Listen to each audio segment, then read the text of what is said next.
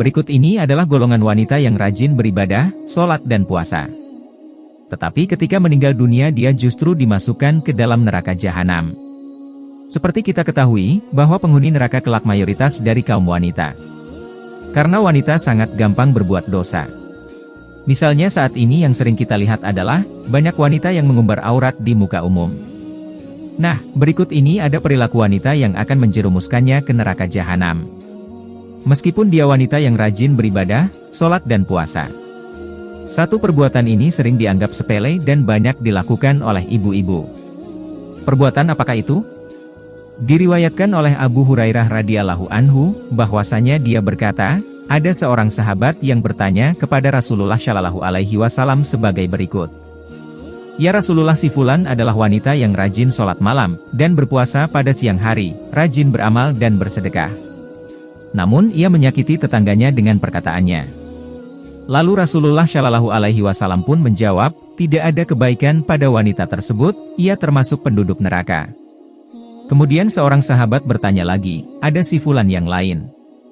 Sholatnya hanya wajib, sedekahnya sesekali saja. Tapi dia tidak pernah menyakiti seorang pun. Maka Rasulullah Shallallahu Alaihi Wasallam pun menjawab, dia adalah bagian dari penduduk surga. Pelajaran yang dapat diambil dari hadits di atas, adalah ancaman bagi orang-orang yang menyakiti tetangganya. Meskipun orang tersebut rajin sholat wajib dan sunnah, rajin bersedekah. Tetapi sekali saja menyakiti tetangganya dengan ucapan, maka dia akan masuk neraka. Lantas bagaimana orang yang berulang kali menyakiti tetangganya? Di sisi lain justru jarang beribadah baik yang wajib maupun yang sunnah. Hadits ini menjadi peringatan tegas, bahwa kedengkian kepada tetangga, akan menghapus kebaikan atau catatan amal baik kita.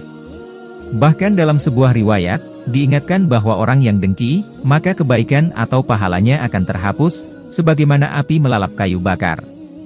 Sehingga meskipun rajin beribadah, tetapi masih zalim terhadap tetangga. Maka kelak timbangan amal baiknya akan menjadi ringan. Dalam hadits tersebut, kita diperbolehkan menyebut kesalahan seseorang dengan alasan yang syar'i. Seperti meminta fatwa, pengaduan tindakan zalim. Sebab hal itu tidak termasuk ghibah. Bahkan Rasulullah Shallallahu Alaihi Wasallam tidak mengingkari pengakuan para sahabat yang menyebutkan perbuatan fulan, yang selalu menyakiti tetangganya. Sebab para sahabat Nabi tidak hanya membicarakan keburukan seseorang, tetapi ingin meminta fatwa mengenai hal itu.